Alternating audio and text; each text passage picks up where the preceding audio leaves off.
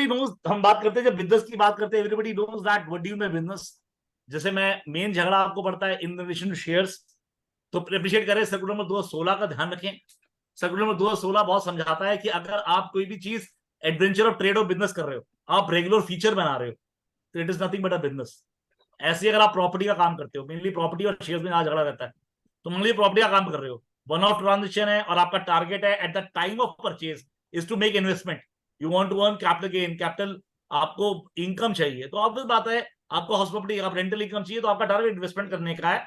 तो अगर आप उसे बेचते हैं it is not a business, पर आपका टारगेट है कि भैया मैं सेल परचेज करता रहूंगा, और you have shown stock and trade, intention हमने स्टॉक एंड ट्रेड की तरह दिखा दी है, राइट। तो अप्रिशिएट करें, तो ऐसे केस के अंदर वो हमेशा बिजनेस इनकम रहेगा, ये बात ध्यान रखें। कोई कंफ्यूजन है 216 का सर सर्कुलर पढ़े तो समझाता है इन रिलेशन टू शेयर्स, ये इक्वली एप्लीकेबल होगा in relation to property. Now दूसरा, कई बार आपके दिमाग में कंफ्यूजन आएगा कि एक्सपेंडिचर लॉसेस, पहले लॉसेस किसे कहते हैं सर?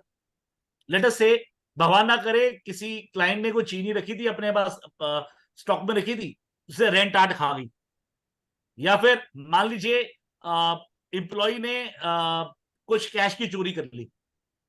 मान लीजिए आप एक क्लाइंट ने किसी व्यक्ति को कुछ एडवांस दिया था फॉर ट्रेडिंग, मतलब परचेज करने के लिए, उसने हाथ खड़े कर दिए और लेके भाग गया।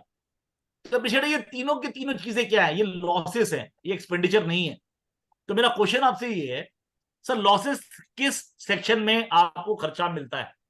आप किस सेक्शन में क्लेम करते हो इसे? प्लीज नोट कीजिए, मैं वेट कर रहा हूं सर आपका। किस सेक्शन में मिलता है सर? बताइए सर। 37। नीरज जी ने कहा 37(1), बाकी लोग क्या कह रहे हैं? हाँ जी सर। हाँ जी भैया, बाकी लोग क्या कह रहे हैं? 37। प्रवीण जी भी 37 कह रहे हैं, ठीक है जी। तो मोस्टली लोग 37 कह रहे हैं, तो समझ लीजिए सर। सर 37 क्या कहता है, पहले 37 समझ ले, फिर आपको समझ में आएगा। मैंने बताया पहली बात तो एक्सपेंडिचर और लॉसेस में फर्क है। अब देखिए 37 क्या कहता है, बोलता है any expenditure not being in the nature 30-36, not being in the nature of personal expenditure, not in the nature of capital expenditure of the assessee laid out और एक्सपेंडेड होली और exclusively for the purpose of business profession. तो appreciate कीजिएगा sir, यहां पे word expenditure use किया, loss use नहीं किया। Expenditure और लॉस में फर्क क्या है सर? एक्सपेंडिचर, जैसे मान लीजिए आपने कोई स्टाफ रखे हैं, 4 एम्प्लॉय रखे हैं, तो अप्रिशिएट कीजिएगा वो एक्सपेंडिचर है जो आप खर्च करते हो अपनी जेब से, अपनी मर्जी से।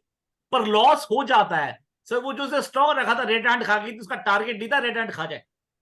जो कैश की चोरी कर गया एम्प्लॉय, उनका टारगेट नहीं था कि एम्प्लॉय चोरी कर जाए। जो उन्होंने एडवांस दिया था उनका टारगेट नहीं था कि लॉस हो जाए, वो हो जाता है। तो जो लॉस होता है वो हमेशा मिलता है आपको section 28 read with 29, section 28 read with 29।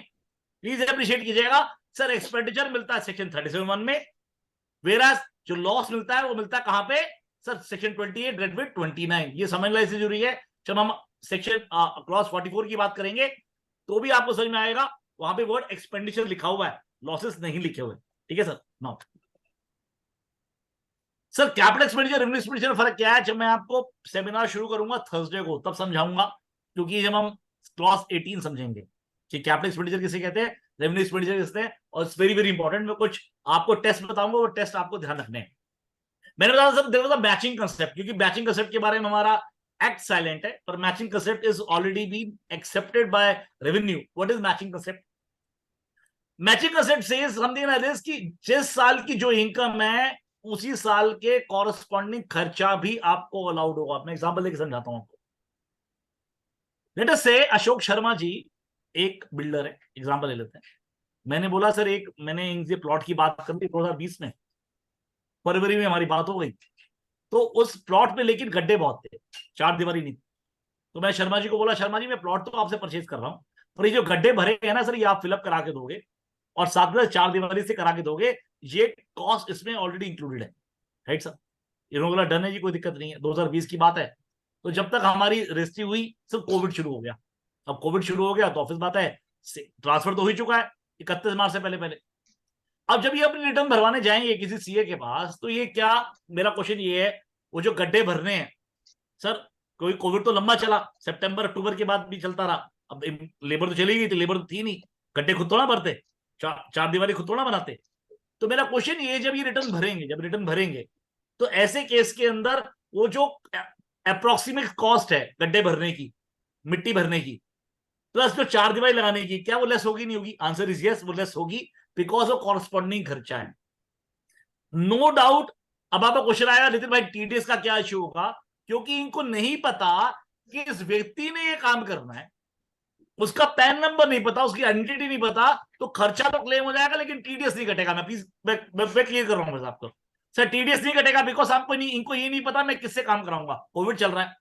पर जब ये रिटर्न फाइल करेंगे मैचिंग कंसेप्ट के नाम पे, इनको वो खर्चा मिल जाएगा। तो what I want to say, please appreciate कीजिएगा, matching concept is was a recognised concept, because अगर मान लीजिए इसके कोई एक्सेप्शन में कोई लॉ नहीं है, तो मैचिंग कंसेप्ट के रूप में आपको हमेशा खर्चा मिलेगा। क्लियर सर आपको? तो ये आप हमेशा ध्यान रख लें।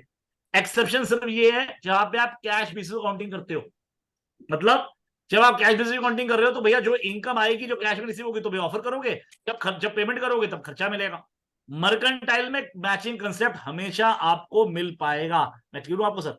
मैंने एक क्वेश्चन आपके लिए पाक किया है, capital expenditure, revenue expenditure, differentiate, वो आपको मैं थर्सडे को समझाऊंगा। नाउ खर्चा मिलेगा उसके लिए 37 ITR कलकत्ता कंपनी के। हाँ सर, वो मैं अशोक सर, मैंने आपको इसीलिए आपको बनाया था कि आप बिल्डर नहीं हैं, जस्ट बता रहा आपको हूँ। जजमेंट नहीं। और दूसरा टीडीएस नहीं काटने का, उसके लिए मुंबई ट्राइब्यूनल IDBI एकदम वगैरह ठीक है, एकदम ठीक है, एकदम ठीक है, एकदम ठीक है सर, एकदम ठीक है।